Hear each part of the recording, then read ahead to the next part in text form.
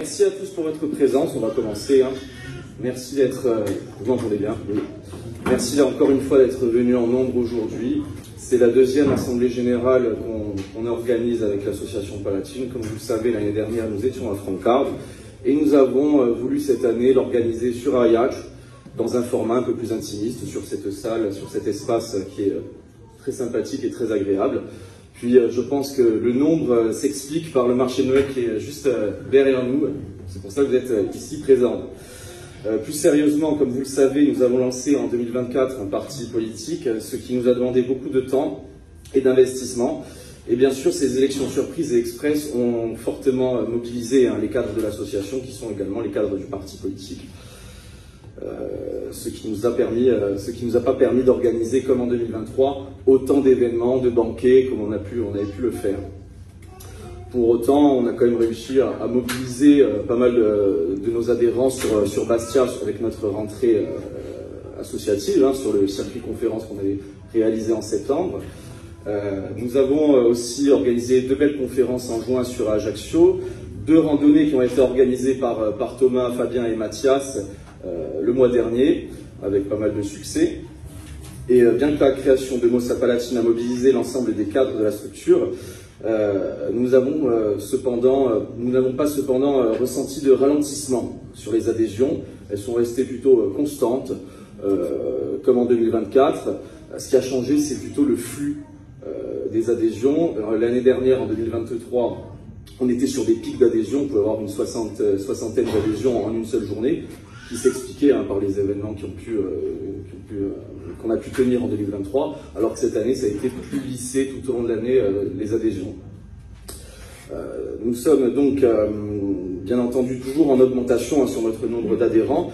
Pour faire un peu le compte, nous sommes aujourd'hui à 1023 adhérents sur Palatine, uniquement sur Palatine, et nous enregistrons sur 2024 approximativement 350 nouveaux adhérents, ce qui est plutôt pas mal. D'ailleurs, je vous invite à ce titre à renouveler vos adhésions via les QR codes que vous avez là-bas derrière, et puis on vous refera un petit rappel par mail.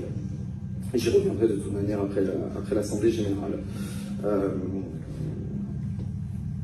L'ensemble de ces adhésions, aussi pour faire un point plus financier, ont généré en 2024 10 700 €, ce qui n'est pas rien, ce qui est quand même assez considérable et nécessaire dans le bon fonctionnement de notre structure associative. Par ailleurs, et pour en venir aux dons ponctuels également, ils représentent en 2024 près de 7 230 € entre le 1er décembre 2023 et le 30 novembre 2024. Et je pense que l'année n'est pas terminée, on va continuer à recevoir encore quelques dons ponctuels. Aussi sur les dons ponctuels, on a une augmentation par rapport à 2023, puisqu'en 2023, ces dons-là, comme je l'avais évoqué l'année dernière à l'AG, représentaient approximativement 5 500 €, et là on est à 7 000, donc c'est plutôt positif. Au-delà des dons ponctuels s'ajoutent les dons dits permanents. Sur l'année 2024, nous avons 21 adhérents qui ont souscrit à cette formule, et je les en remercie. Je vous rappelle que cette formule offre plusieurs possibilités de dons annuels avec un montant libre, ou bien vous pouvez prendre la formule à 20 €, 50 ou 100 €. Ainsi, grâce à ces 21 donateurs permanents, nous assurons tous les mois 850 € d'entrée, ce qu'on espère voir ce chiffre augmenter par ailleurs. Ainsi, en totalité, sur 2024, nous avons réalisé près de 39 130 € d'entrée, ce qui est considérable pour une structure aussi jeune que la nôtre. Bien entendu, je voudrais mettre en valeur, et j'y tiens, toutes les aides financières et indirectes qui nous sont fournies, notamment logistiques, et les dons matériels qui sont réalisés par nos amis, nos adhérents et sympathisants.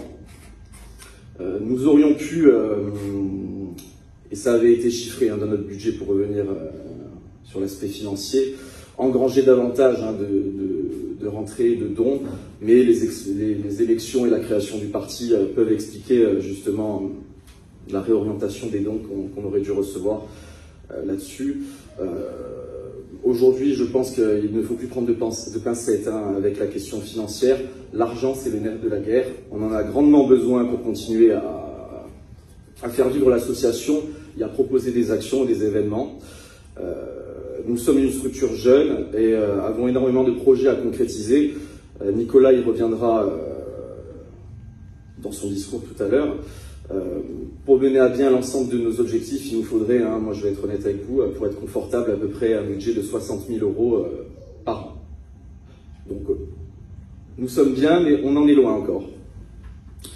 Nous y parviendrons, c'est pour cela qu'avant de laisser la parole à Jérémy sur un sujet un peu plus historique, je vous rappelle que chaque contribution financière nous est d'une grande aide, que chaque don réalisé sur notre site ou via les QR codes qui sont disponibles au fond de la salle, vous ouvre droit à une réduction d'impôt forcément à hauteur de 66%.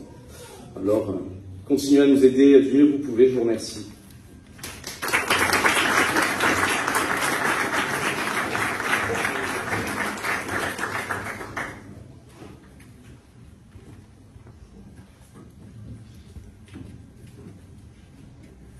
Salut à toutes. Je vais vous parler un peu du point de vue historiographique que nous essayons de développer à travers l'assaut de Joubalavi. Donc, dans les années 60, quand on évoquait devant lui la possibilité d'une Europe fédérale, le général de Gaulle répondait par ce bon mot: on ne fait pas d'omelette avec des œufs durs. Cette petite métaphore, qui n'a l'air de rien, signifiait tout le poids et la densité que revêtaient pour le général de Gaulle les nations historiques. En effet, au cours des siècles, les peuples européens se sont cristallisés autour de langues, de traditions, généralement de culture, de religion. Ils ont développé chacun, à leur façon, un regard sur le monde, des particularités qui font qu'aujourd'hui, il leur est très difficile de se mêler les uns aux autres, notamment dans un ensemble politique que l'on voudrait fédéral. De Gaulle, à travers cette simple citation, voulait faire comprendre le poids de l'histoire sur les nations. Car, il faut le dire très clairement, il y a bien, à travers chaque vision de l'histoire, une politique qui se dégage. Et aujourd'hui, en Corse comme ailleurs, en Occident, deux visions de l'histoire s'affrontent, deux visions antagonistes. Selon moi, on peut qualifier ces deux visions de l'histoire, d'une part, d'arithmétique et de l'autre, d'organique. Les tenants de la vision arithmétique ne laissent pas de place pour l'individualité ou pour la particularité. Ils ne parlent que de masse, dont les composants seraient interchangeables. Pour eux, les grands hommes de l'histoire, les grands héros de l'histoire, ne sont que des accidents, et les événements auraient suivi leur cours, quel que soit leur rôle. Tous les individus exceptionnels, donc, n'étaient que passagers, et leur raisonnement est le même avec les peuples, si tant est que cette notion est une définition pour eux. Les traditions, les pratiques, les mœurs, les codes culturels sont relatifs, voire même sont modifiables à loisir par l'éducation et l'ingénierie sociale. En bref, pour eux, l'individu n'est rien, le peuple n'existe pas, les nations peuvent être gérées comme on remplit un tableau Excel avec des cases vides, tenues par une élite de sachants. Cette vision, elle est évidemment, mise en place par les gagnants de la mondialisation, car pour eux, les traditions, les frontières, les mœurs n'ont pas à exister. Elles ne sont qu'un frein, une limite aux possibilités infinies que nous offre le monde moderne. L'historien Christopher Lasch qualifiait déjà dans les années 70 cette vision de l'histoire de progressiste, au sens qu'il en donnait, c'est-à-dire l'abolition de tout ce qui peut être perçu comme une limite. Donc pour eux, il faut taxer tout ce qui fait un peuple de fiction, d'archaïsme, de clichés. Et ceux qui les défendent, vous le savez, ce sont des machistes, des xénophobes. Et vous le savez tous, ce sont des fachos. Oui, car pour eux, c'est assez simple. Il faut être très pointilleux quand on va parler des conditions de travail des lavandières dans les faubourgs de Lyon au XVIIe siècle. Par contre, vous êtes catholique, vous êtes un fasciste. Vous êtes conservateur, vous êtes un fasciste. Vous pensez que peut-être un peuple voudrait avoir des frontières, vous êtes un fasciste. leur notion de nuance est sélective. Cette vision arithmétique, donc, elle s'oppose à celle que je qualifie d'organique et qui nous réunit dans cette pièce. Nous partageons en effet, je pense, le fait que, pour nous, les peuples sont issus de familles, d'un cadre moral, culturel, politique, linguistique, esthétique. Et ce cadre forge les individus. C'est aux côtés des historiens comme Lévi-Strauss, Emmanuel Todd, Christopher Lasch, qui sont d'horizons très différents, que nous reconnaissons que les nations sont particulières parce qu'elles sont issues d'un contexte géographique, social, historique, particulier. En d'autres termes, pour nous, oui, les peuples existent, oui, ils ont un génie collectif spécifique, et oui, ils ont le droit de s'opposer à la mondialisation pour survivre dans cette époque où ceux qui ne veulent pas voir que nous sommes en train de disparaître ne cessent de nous condamner moralement. Pour traduire cette affirmation, j'en viens aux travaux de Paladine qui opèrent sur deux niveaux. Premièrement, renouer avec les grandes figures héroïques de l'histoire de notre peuple.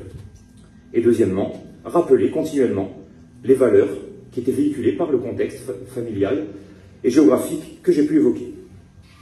Premièrement, donc, nous avons entamé une grande relecture de la vie de nos héros nationaux, qui jusqu'ici avaient été victimes d'une historiographie tiers-mondiste. À travers nos événements, nos articles passés et à venir, nous affirmons par exemple que Napoléon, non, n'était pas un traître à la Corse. Contrairement à ce qu'ont pu diffuser certains partis politiques ces dernières années. Pour nous, Bonaparte a simplement prolongé l'œuvre de Paul à une autre échelle, l'échelle continentale. Grâce à ses actions exceptionnelles, tant comme chef militaire que comme modernisateur de l'État, il est reconnu dans le monde entier.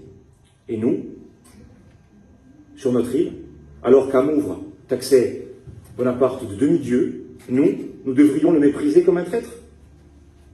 C'est absurde.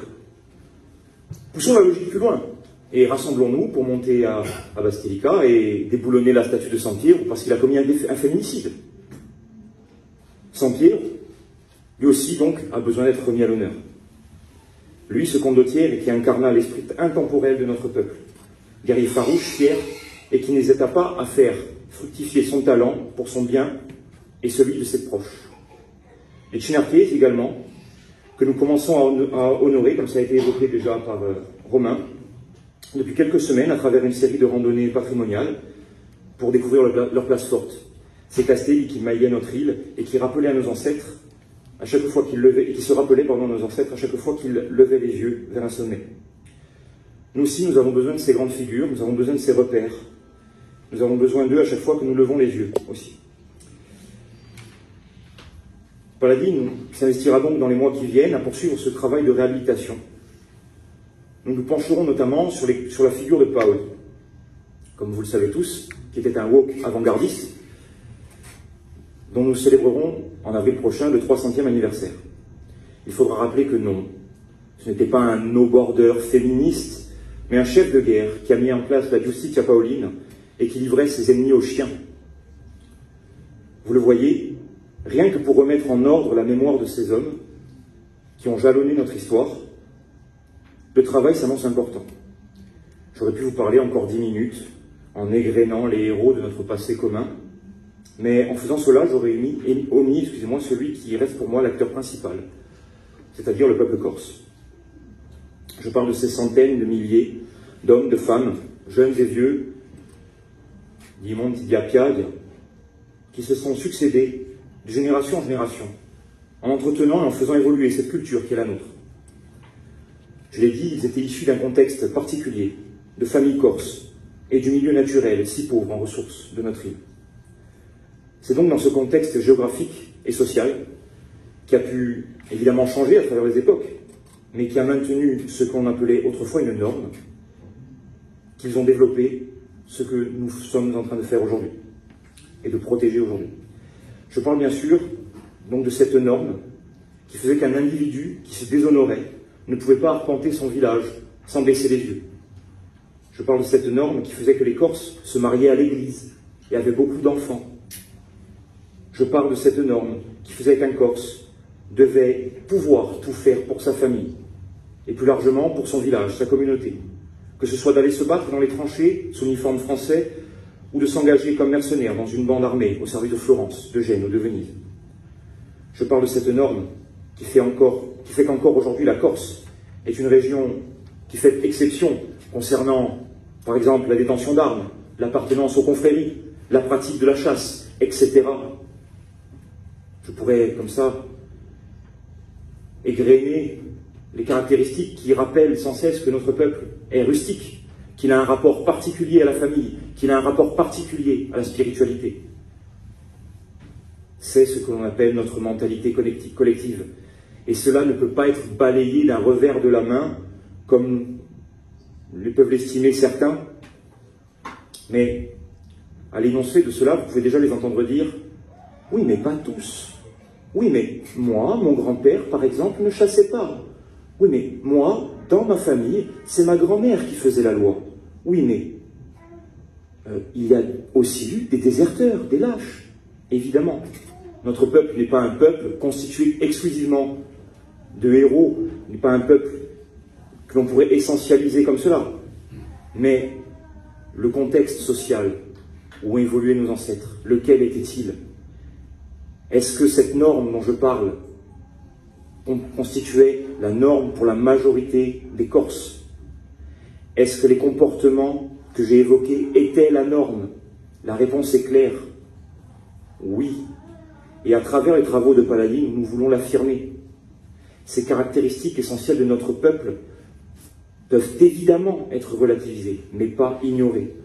Au contraire, elles doivent être le socle de la reconstruction identitaire et philosophique qui permettra demain aux jeunes Corses de se retrouver, de retrouver leur identité. Cette identité de leurs ancêtres qui leur fournira la motivation de militer et de se projeter pour l'avenir de cette île. Car finalement, voilà ce que nous sommes réellement.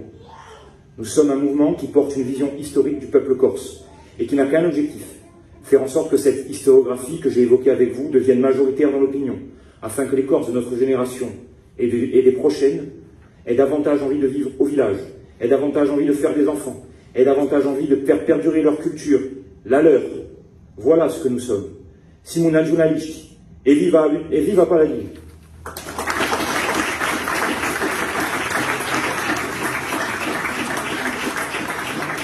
Je vais laisser maintenant la place à Thomas, qui va nous parler de la rédaction de Paladine, lui qui est un pilier. Je me demande comment il fait pour jongler avec son travail, sa famille et tout ce qu'il produit. Tu dors combien d'heures par nuit, Thomas?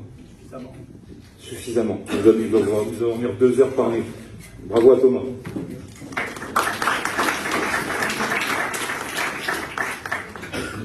Salut à tous. Alors, dès les premières actions entreprises par Paladine, il y a 2 ans, à Boustane, d'abord pour commémorer les paolistes du Vaud, déportés à Toulon, puis juste en face, place Camping, pour commémorer les Corses tombés en 14-18. Et enfin, les premiers articles qui nous concernaient, nous constations combien notre présence était légitime. Et allons plus loin, notre absence, un manque. Il nous est alors apparu évident de nous doter d'un outil d'expression accessible, permanent, indépendant. Un outil pour pouvoir revenir sur notre histoire millénaire, ce fil de notre peuple qui l'a toujours guidé, qui nous relie à nos ancêtres, confondu à travers les âges dans la légende d'Ugo Colonne, la figure de Pasquale Paoli ou Napoléon, en passant par Saint-Pierre-Ugos ou encore les seigneurs chinarquesi. Et ainsi, raviver les flammes, ce feu de nos âmes, les protéger aussi de l'idéologie progressiste, comme en parlait Jérémie, qui n'hésite pas à les détourner pour son seul compte. Ainsi, on a eu un Paoli réduit à un féministe, immigrationniste presque. Napoléon, c'est juste un esclavagiste. Et la Vendée, apparemment, un hommage à Saint-Maurice. Un outil donc pour s'exprimer aussi dans tous les domaines de la culture, la poésie, la philosophie, la littérature, et proposer d'autres alternatives concernant l'économie ou l'écologie.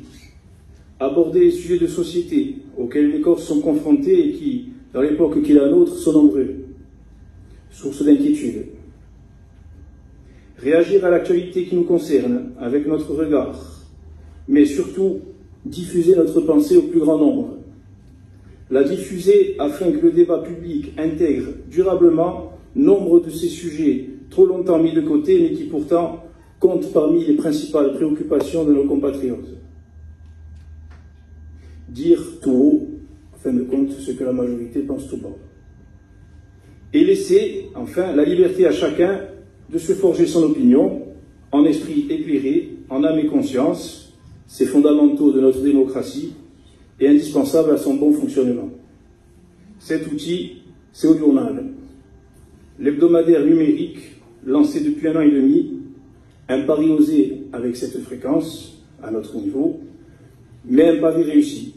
67 numéros publiés, près de 350 articles rédigés en français et en corse, une douzaine de contributeurs pour tout ça, la moitié permanente, 4000 vues en moyenne à chaque parution, jusqu'à 80 000 pour certains articles qui auront fait le plus réagir, et cela sans publicité sur nos seuls canaux que sont les réseaux sociaux. Aucun doute donc, l'utilité de l'émergence de ce journal est vérifiée, et le palatinisme qu'il entend diffuser intéresse, ou à minima fait réagir. Nous n'avons évidemment bien rien inventé. Plus de 100 ans en arrière, des journaux ont émergé déjà dans notre société. Ils répondaient eux aussi en leur temps à la nécessité de faire valoir leurs idées, faire réaliser à tous que, sans prise de conscience, sans action, le cours de l'histoire aurait raison d'eux. À Tramontane, à qui l'on doit par la plume de Santo Casanova, le Corse matérialisé sous sa forme écrite, en y mêlant des prises de position sur la situation culturelle, sociale, économique qui était la leur, cet hebdomadaire posait les bases d'un éveil des consciences sur l'importance de faire vivre la langue sous toutes ses formes possibles, la valoriser et la préserver. Agistre ensuite, éphémère journal, de Xavier Paoli et de Jacques Toussaint Versini, en un temps où parler de sang était encore assumé, naturel, sain, et l'autocritique constructive préférée à la victimisation. Nous leur devons à eux les germes de la première revendication autonomiste, une autonomie annoncée comme clé d'une Corse prospère qui refuse la francisation sans pour autant verser dans la francophobie, invoquant l'importance des racines, car, pour citer Xavier Paoli, avant de vouloir mieux être avec cette autonomie, il faut d'abord être. Amour, enfin, de Petru Roca, qui, en mettant évidemment de côté leur compromission de certains contributeurs avec l'irrédentisme fasciste ou la judéophobie ambiante dans lesquelles nous ne nous retrouvons pas, achevait dans le fond de structurer la pensée nationaliste, régionaliste et autonomiste, en créant notamment le premier parti politique autonomiste de Corse. Il faut donc réaliser ceci, consciemment ou non, nous tous, les Corses, sommes quelque part les héritiers de ces entreprises du passé. L'encre que ces quelques hommes coulaient hier pour diffuser leurs idées continue d'imprégner celle d'aujourd'hui, et dans un consensus élargi à tous les bords politiques, nationalistes ou non, l'autonomie, la défense, la préservation ou la promotion du Corse. Ces thèmes aujourd'hui sont validés par tous. Tout cela, nous le leur devons. Seulement voilà, aujourd'hui, ce qui était pourtant une évidence hier fait débat, l'identité. Notion tellement galvaudée par le progressisme et le wokisme, ce cancer de la pensée, qu'elle a fini par devenir synonyme d'extrême, passant de valeur à défendre, presque à mal à combattre. Et voici qu'après des décennies à revendiquer la corcisation de l'emploi, la terre, terra Corse et Corse, ces thèmes se voient défendus tout en étant plus capables, en tout cas dans la sphère politique et médiatique, de dire qui est Corse et qui n'est pas. Et malheur à celui qui ose rappeler à tout le monde ce que tout le monde sait. Le courant a changé. Et Audiournal, c'était à nos yeux une des armes indispensables pour nager à contre-courant, avec l'espoir et la détermination, au bout, de contribuer au rétablissement de son bon sens. Diffuser le palatinisme en y détaillant le fond de notre pensée, assumer, motivé par notre objectif premier, qui est la défense de notre peuple, de notre culture et de notre identité, et combattre le wokisme, l'islamisme, le jacobinisme ou le progressisme en alertant sur leurs incohérences, en démontrant combien ces concepts sont dangereux pour notre société. Complément des autres actions et prises de position de l'assaut du Paladino, il a déjà contribué, en martelant à travers les articles parus, à éteindre le concept de communauté de destin, auquel plus personne ne croit. Et pourtant, encore promu il y a peu. Ça fonctionne. J'en profite, à propos du journal, pour remercier les rédacteurs, et il y en a quelques-uns à la table, tous d'ailleurs, pour la qualité de leur texte. Il y a d'autres qui sont absents. Et une forme de courage, puisqu'ils y associent leur visage et leur nom. Et j'oriente le projecteur sur le jeune homme qui en assure la mise en page et sa coordination. Un néolink de 22 ans, Gianfrancesco Luciani, étudiant en philosophie, et qui ne serait pas étonnant de voir un jour briller sur la scène littéraire insulaire. Le temps nous le dira. Si le potentiel du journal donc est bien confirmé, le temps presse et nous ordonne d'évoluer au rythme qui est le sien, un rythme que nous entendons tenir et qu'un hebdomadaire seul ne peut le permettre. Nous continuerons donc d'écrire, tous les jours seront bons pour cela, pour être réactifs et toujours sur les mêmes canaux. Et nous nous doterons en complément d'une autre arme, au rayon d'action déjà très prometteur. Elle permettra de développer nos thématiques plus en profondeur encore, et ainsi, nous espérons, convaincre toujours plus de Corses de la pertinence du discours de Paladino, de toucher toutes celles et ceux qui trop longtemps se sont sentis orphelins, abandonnés, leur identité et leurs intérêts pris en otage, sacrifiés sur l'autel de la bien-pensance. Cette nouvelle arme, c'est un format vidéo qu'on a baptisé Azaloud, convivial mais profond, étoffé en 45 minutes, 1 heure, mais limpide, diffusé sur YouTube, qui met en scène ces constats que l'on fait et ces débats qui nous ont trop manqué. Les 2 premiers épisodes déjà, avec plus de 4000 vues pour le dernier, valident cela. Et avec l'espoir, comme elle l'a fait pour ces vieilles idées du siècle dernier, qui étaient l'autonomie, la promotion de la culture ou de la langue, que l'histoire donnera raison à celle du nationalisme identitaire qu'aujourd'hui nous défendons. Biringrad.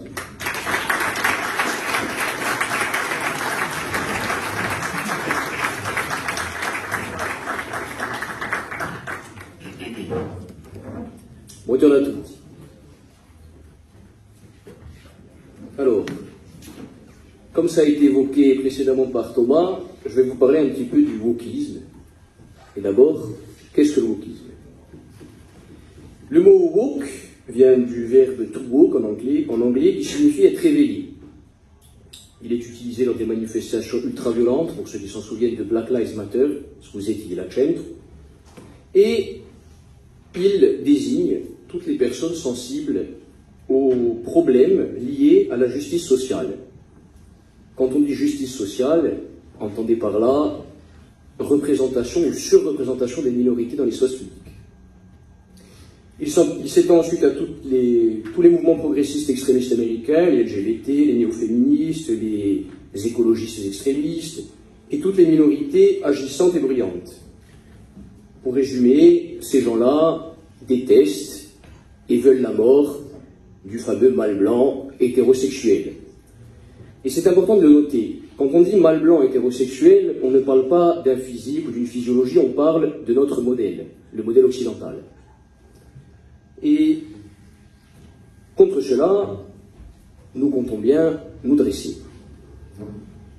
Pour terminer cette petite, mais peut-être un peu longue introduction, j'aimerais simplement qu'on pense un instant à l'évolution du monde. Alors que les États-Unis sortent petit à petit de ce marasme idéologique, avec l'élection récente de Donald Trump, ils projettent de coloniser Mars dans les prochaines années.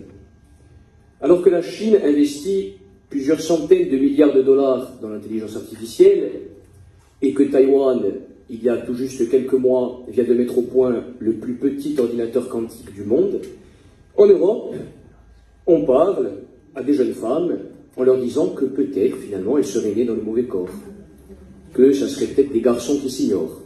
Je pense qu'il y a là un parallèle dangereux, et si nous ne souhaitons pas la mise au banc du monde de l'Europe tout entière, et donc de la Corse, il faudrait se détacher très rapidement de cette idéologie. Mais vous allez me dire en quoi cela concerne la Corse, parce que finalement, il est évident que dans les rues d'Ajaccio ou de Bastille, on voit peu de cheveux bleus, ces orques du XXIe siècle. Pour autant, ça serait se tromper sur ce qu'est réellement le wokisme, une idéologie mortifère dont il y a quelques exemples en Corse, et j'en ai choisi 3. Le premier, c'est la fameuse écriture inclusive à la mairie de Bastia, dont on nous a dit que ça n'existait pas, que c'était une vue de l'esprit. Eh bien, il suffit d'aller sur Internet, de taper « Registre des délibérations du jeudi 10 mars 2022 », c'est consultable en ligne. À l'alinéa 3, on peut lire ceci, je cite: « La ville a généralisé l'écriture inclusive dans ses formulaires administratifs, et diffuse le guide pratique des communications publiques sans stéréotype de sexe. » Parce que vous savez que les hommes et les femmes ne sont pas capables de se comporter normalement entre eux sans un guide pratique. C'est connu. En deuxième, c'est un peu plus politique, c'est même beaucoup plus politique, parce que ça concerne une espèce de bande un peu, je dirais, du monde de Tolkien, pour appeler les orques. Sur RCFM, il y a quelques mois, un leader indépendantiste, Paul Félix-Ménès, tenait ses propos. Je vous donne le contexte, il est sur RCFM, l'Assemblée nationale a changé, les élections législatives se sont passées, et il commente la formation des 3 nouveaux blocs. Un bloc de gauche, dans lequel il a pleinement confiance, ce sont ses mots. On le savait, enfin, moi je le savais, je ne sais pas vous, mais je savais qu'il était de gauche. Un bloc de droite et du centre, et un bloc du Rassemblement national. À ceci, il ajoute: moi j'ai pleinement confiance dans le bloc de gauche, patati patata, je suis un homme de gauche, et la journaliste lui demande: mais ce bloc de gauche, avec ou sans les insoumis? La réponse de M. Benedetti va peut-être vous surprendre. Ou pas d'ailleurs. Il répond: pourquoi sans les insoumis? C'est un mouvement qui a toujours eu la volonté d'aider les Corses et toutes les minorités. Donc ça signifie que pour Paul Félix-Ménès, nous sommes une minorité comme les LGBT, les néo-féministes, les véganistes, etc. C'est très intéressant. Et il ajoute, et ça c'est peut-être le plus beau, il dit: ce sont les partenaires les plus naturels pour aider la Corse dans le processus d'autonomie. Eh bien moi j'aimerais répondre à M. Benedetti que moi je ne souhaite pas être aidé par les amis de Jean-Luc Mélenchon, les copains de Sandrine Rousseau ou les camarades de Raphaël Arnaud.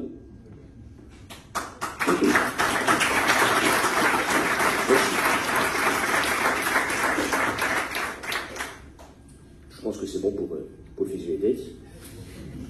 Maintenant, j'aimerais parler d'un sujet plus d'actualité. Avec ces périodes de Noël, vous savez qu'il y a un certain nombre de codes culturels en Corse à respecter. Et la plus évidente, puisqu'on parle quand même de la naissance de Jésus-Christ, c'est la crèche. À la mairie d'Ajaccio, d'ailleurs, il y a une très belle crèche que je vous encourage à aller voir. Ce n'est pas le cas à la CDC. Tiens donc. Et à la mairie de Bastia, je ne sais pas, je ne suis pas allé non plus. Bon, il faudra la remettre. Et la visite prochaine du pape, le 15 décembre prochain, a réveillé quelques consciences catholiques. C'est bien pratique pour faire un peu de communication. Il y a un chef d'État, le souverain pontife en plus qui vient. Bon, il faudrait peut-être le rencontrer. Donc il y a une tentative de harcèlement quasi quotidienne des personnes que je vais nommer ci-après, qui n'a pas l'air de porter ses fruits, d'ailleurs je crois, peu importe. Et récemment, cet oubli de crèche, vous me direz, c'est pas si grave. Enfin, pour moi, si, mais... Il y a eu des mots qui m'ont un peu interloqué. Des mots de Madame Maupertuis, présidente de l'exécutif sous l'étiquette, je sais pas quelle étiquette, nationaliste, humaniste, progressiste, moi je dis wokiste, mais vous dites ce que vous voulez.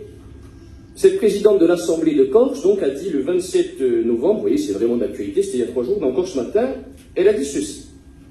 Je cite: le pape, très certainement, voudra faire le lien entre ce petit peuple et le destin commun qu'il peut avoir avec le reste de la Méditerranée. Ah, fin de la citation.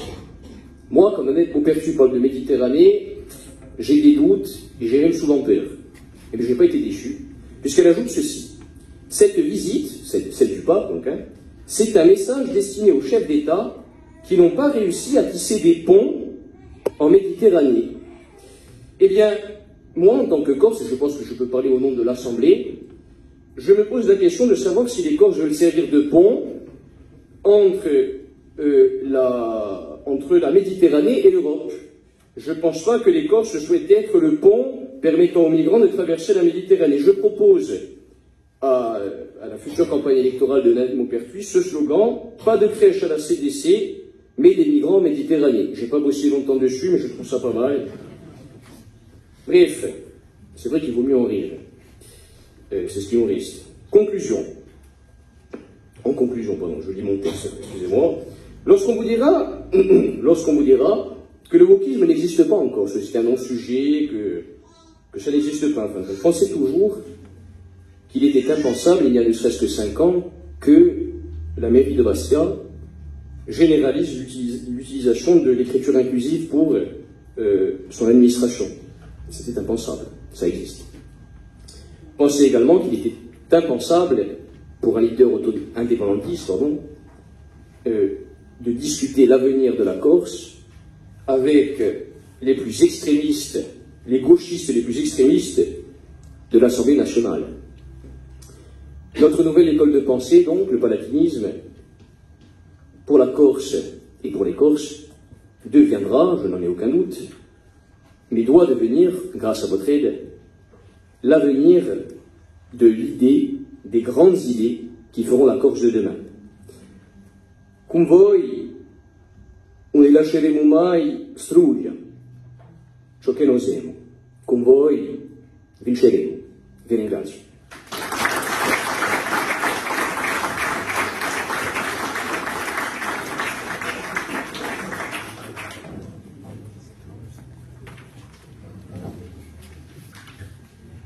Allora, saluto a tutti. 5000 nouveaux arrivants en Corse chaque année. Je suppose que vous avez déjà tous entendu, je présume, cette phrase à de nombreuses reprises ces derniers mois et ces dernières années. Alors, d'où viennent-ils? Alors, dans les différentes données officielles, ils viendraient principalement, je cite l'INSEE, des autres régions de France, plaçant l'île comme la deuxième région la plus attractive de France. Toujours selon l'INSEE, beaucoup d'arrivées, mais très peu de départs, donnant un solde migratoire très élevé donc pour notre île. 5000 nouveaux arrivants, qui sont-ils?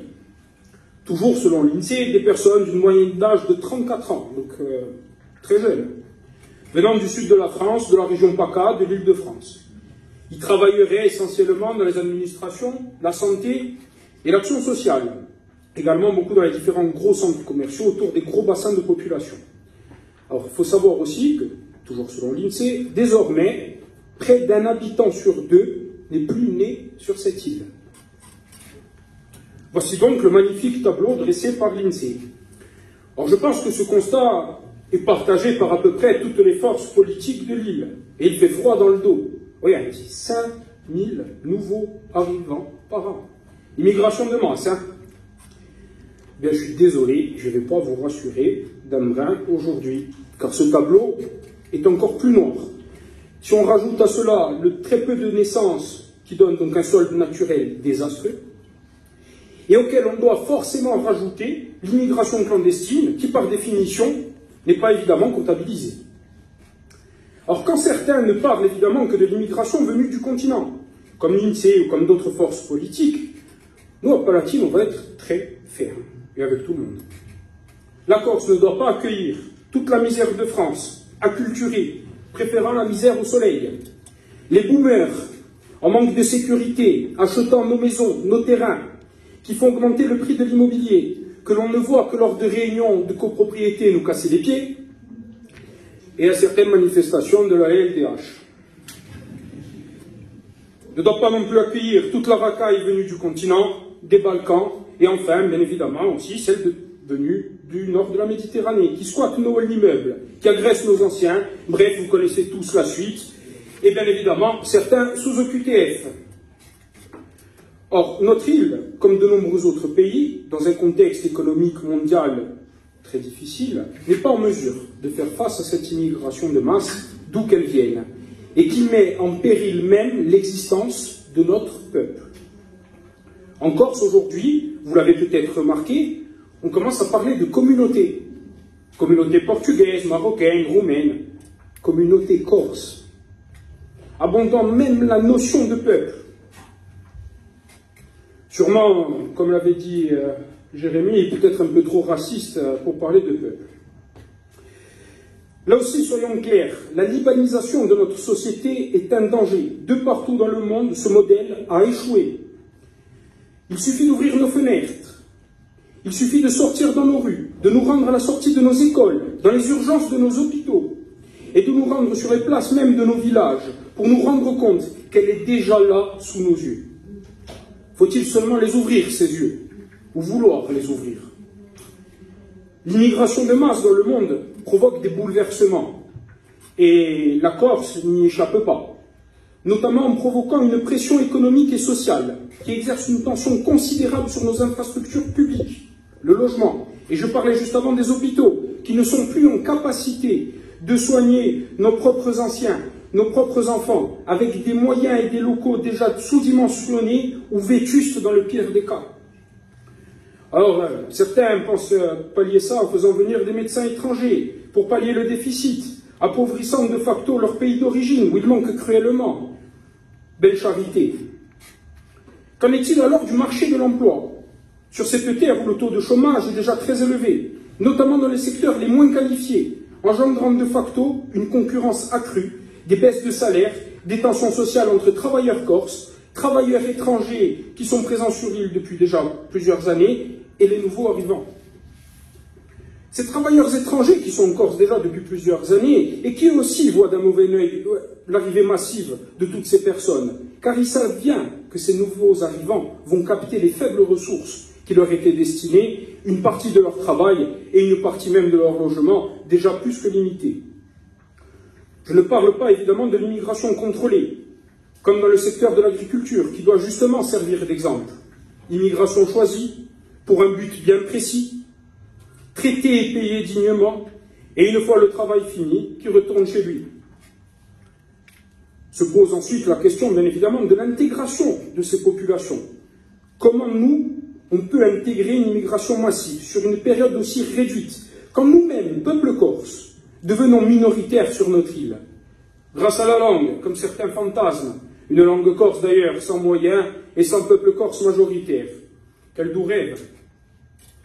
Alors toutes ces questions, le monde entier se les pose. Le peuple corse se les pose. Vous qui êtes ici, vous vous les posez, et nous les posons. Et nous sommes les seuls à le faire comme vous le savez, sans démagogie et sans langue de bois.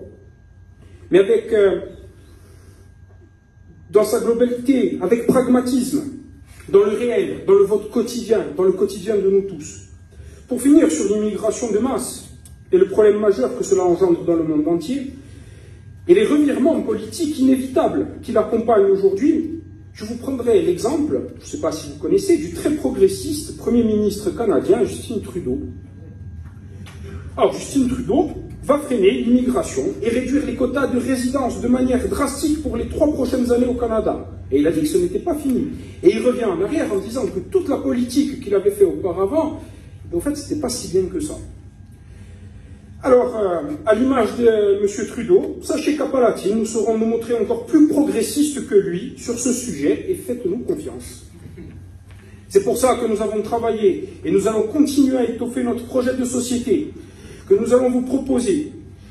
Un projet de société qui va parler de manière innovante de corcisation des emplois, de pouvoir d'achat, de patrimoine, de foncier, de démographie, de natalité, de diaspora, autour d'un statut que l'on appellera chez nous le statut de descendant. Je vous remercie.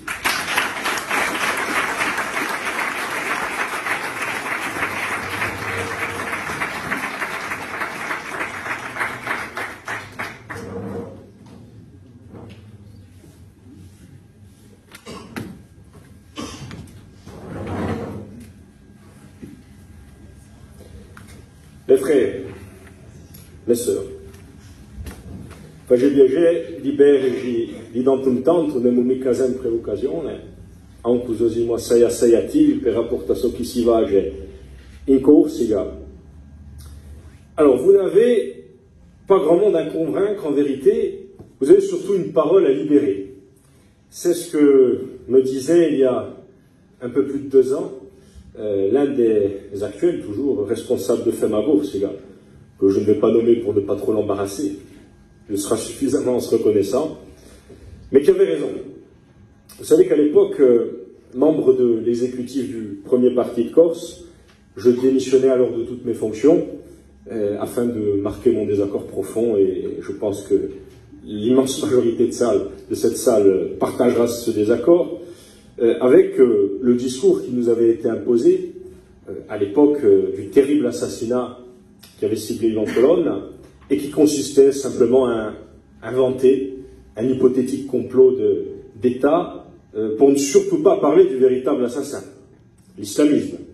Ce qui, en soi, ne nous empêche absolument pas de pointer du doigt les immenses responsabilités de ceux qui gouvernent la France, mais pourquoi dire l'État? Il s'agit du centre et de la gauche, plus globalement, qui sont incapables de lutter efficacement contre ce mal qu'est l'islamisme et qui a coûté la vie à Ivan Colonne et à des centaines d'autres Européens en France. À ce moment-là, nous étions une poignée, mes amis. Et depuis que nous avons structuré notre démarche, eh bien, nous sommes des dizaines de militants actifs, des centaines d'adhérents. Romain parlait de notre base de données qui compte plus d'1 millier d'adresses, mails, de numéros. Et ceci en seulement 2 ans. Eh bien, finalement, Paladino, par sa production, par ses initiatives, par sa démarche globale, eh bien, a complètement transformé l'ambiance du débat public en Corse. Et l'a fait, eh bien, finalement, en imposant ses propres thématiques, qui n'existaient pas dans le débat local en Corse, l'immigration, le refus du wokisme, la défense de l'identité. Et on découvre, terrorisé dans les bons salons de l'autonomisme tiers-mondiste et de la gauche macronienne ou de tendance mélanchonienne, qui existe évidemment en Corse comme ailleurs, et bien que nombreux sont ceux qui veulent à la fois défendre l'identité historique du peuple corse, mais tout en s'opposant aux folies idéologiques que souhaite nous imposer la gauche.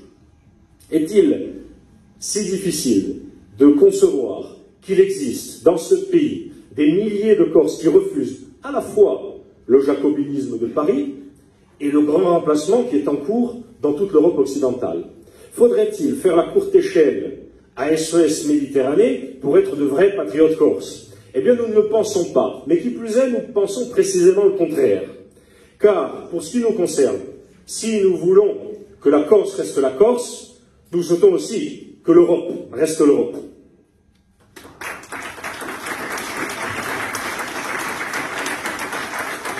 Alors, vous savez, c'est ce que nous tentions d'expliquer il y a peu à ce cher Ilias Sainte-Vanne, que nous apprécions particulièrement d'un point de vue humain, quand nous sommes en capacité d'apprécier les personnes indépendamment de leur positionnement politique. Ilias Sainte-Vanne est vice-président de l'Assemblée de Corse et bras droit, comme vous le savez, de Gilles Simeoni. Alors, lors d'un débat qui nous opposait sur RCFM, M. Vanne nous exposait la chose suivante. Il n'y a absolument aucun immigré en Corse. Le seul problème, ce sont les 5000 personnes qui viennent s'installer chaque année.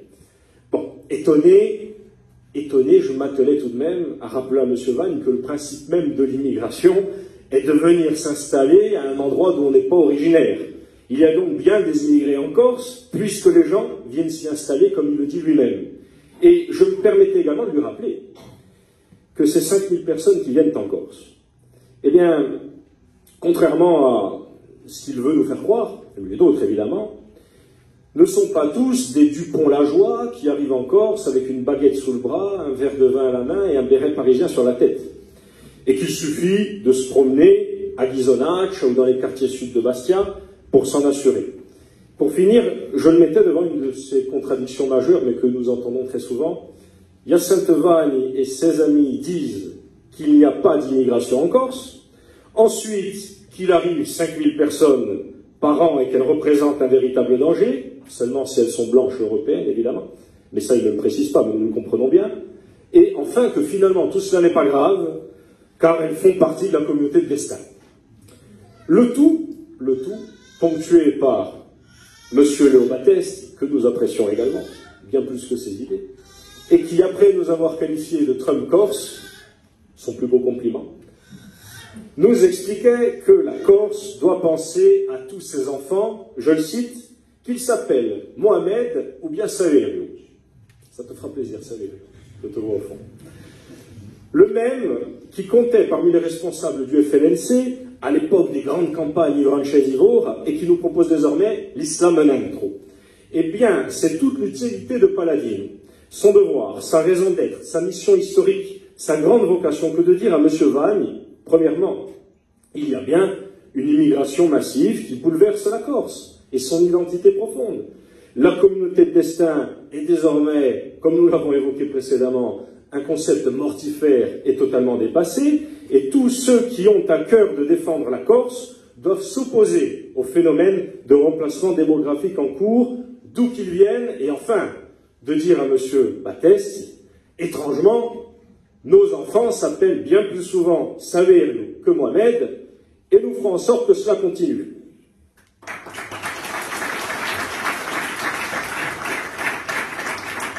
Alors, ce que nous disons finalement, mes amis, n'a rien de bien extraordinaire.